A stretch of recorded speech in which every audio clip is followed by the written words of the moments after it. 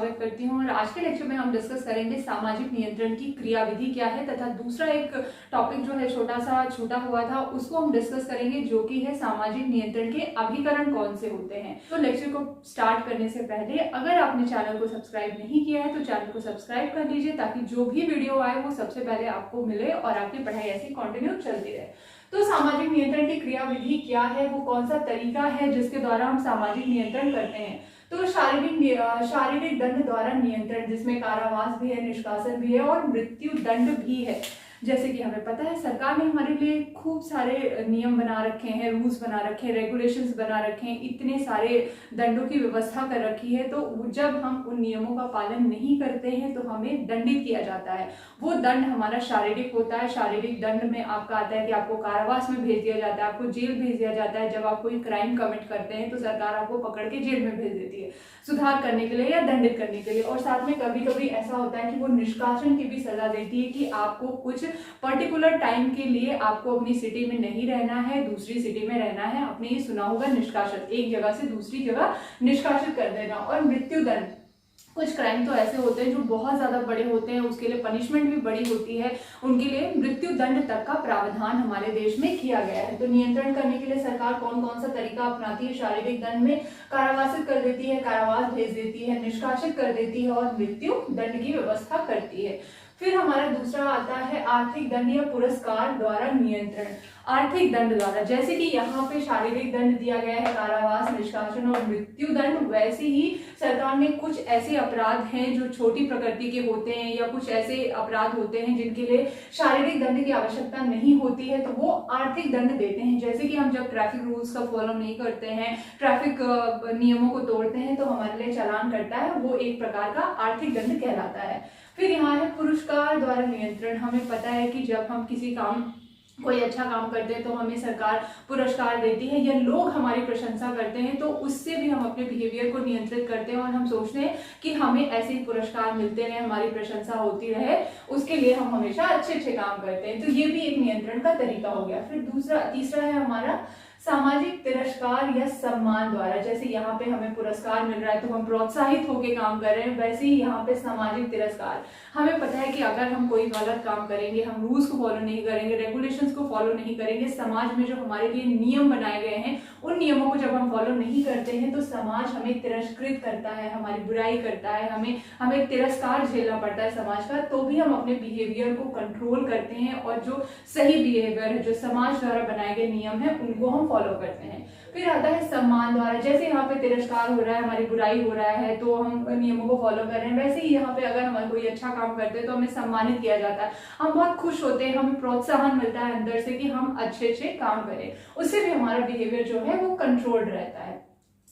फिर हमारा आता है अनुमोदन और निंदा द्वारा। अनुमोदन से भी तात्पर्य सम्मान से ही है कि हमें अनुमोदन मिलता है, लोग हमें अनुमोदित करते हैं, हमें खुश करते हैं, हमारी प्रशंसा करते हैं, तब भी हम अपने बिहेवियर को कंट्रोल करते हैं, हमेशा गलत बिहेवियर से दूर रहते हैं और जो प्रशंसा लायक बिहेवियर होता है उसको ही करते हैं। इससे भी हमारा बिहेवियर जो है वो नियंत्रित रहता है। फिर निंदा द्वारा, जैसे यहाँ पे तिरस्कार हो रहा है वैसे यहाँ पे निंदा हो रही है। समाज में जब हम कोई गलत काम करते हैं तो लोग उसकी बुराई करते हैं, निंदा करते हैं, और हम उस समाज में रहते हैं, उसके सामाजिक प्राणी हैं, तो हमें उस निंदा से बहुत आघात पहुंचता है और हम सोचते हैं कि हम उस निंदा के पात्र ना बने, इसके लिए हम हमेशा गलत काम से दूर रहने की कोशिश करते हैं।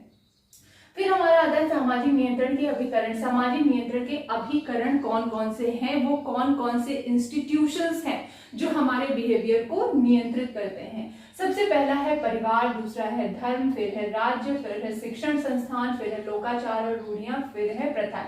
परिवार, फैमिली जो है, सबसे पहले हम फैमिली से ही सीखना शुरू करते हैं। जब हम छोटे बच्चे होते हैं तो हम इतना ज्यादा इंटरेक्शन बाहर के सोसाइटी से नहीं कर पाते हैं। हमारा जो सबसे पहला इंटरेक्शन होता है वो हमारी फैमिली के साथ में होता है। हमारी फैमिली ही हमें बताती है कि क्या सही है, क्या गलत है। तो ये सबसे पहला इंस्टीट्यूशन है जो हमारे बिहेवियर को कंट्रोल करता है, हमें बताता है कि हमें सोसाइटी में कैसे रहना है, कौन सा बिहेवियर हमारे लिए अच्छा है, कौन सा बिहेवियर हमारे लिए खराब है। तो वो हमारे बिहेव को कंट्रोल करते हैं। ये एक अभिकरण है हमारे बिहेवियर को कंट्रोल करने के लिए।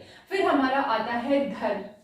धर्म सबसे पुरानी संस्था है, या परिवार भी सबसे काफी पुरानी संस्था है जो हमारे बिहेवियर को कंट्रोल करता है। जब हमारे पास कोई रूल्स नहीं था, रेगुलेशंस नहीं था, तो हमारे पास सिर्फ और सिर्फ धर्म था जो हमें सही और गलत का ज्ञान देता था। लोगों को धर्म ही एक ऐसी चीज थी जो पुराने समय से उनके बिहेवियर को कंट्रोल करते हुए आई है। क्योंकि हमारे पास, हम इतने सिविलाइज नहीं थे, हमारी सोसाइटी इतनी सिविलाइज नहीं थी। अभी हम इतने सिविलाइज हो गए, हमारे पास कॉडिफाइड लॉज है, रूल्स है, रेगुलेशन है, गवर्नमेंट है, लेकिन पुराने समय में ये सारी चीजें नहीं थी। तो धर्म ही एकमात्र ऐसी संस्था थी जो लोगों के बिहेवियर को कंट्रोल करती थी, और धर्म का मेन उद्देश्य ही ये था कि लोगों को गलत करने से रोकना और सही के लिए प्रोत्साहित करना।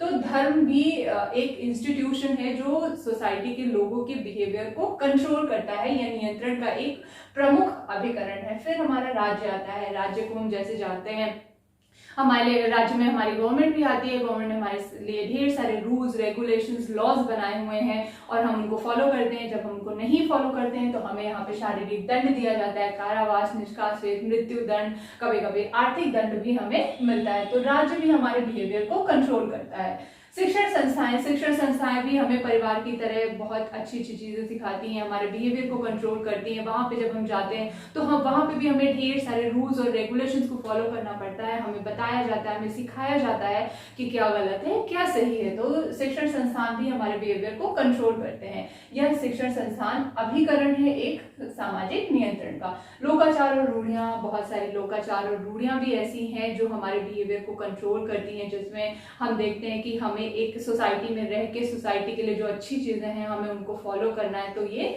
हम लोकाचार और रूढ़ियों और प्रथाओं से सीखते हैं। लेकिन पहले जब हमारे पास रूल्स और रेगुलेशंस नहीं थे, लॉ नहीं था, तब हम लोकाचार, रूढ़ी और प्रथाओं से गवर्न होते थे और हमारा बिहेवियर जो था वो कंट्रोल किया जाता था। तो आज के लेक्चर में बस इतना ही। मिलते हैं नेक्स्ट लेक्चर में, तब तक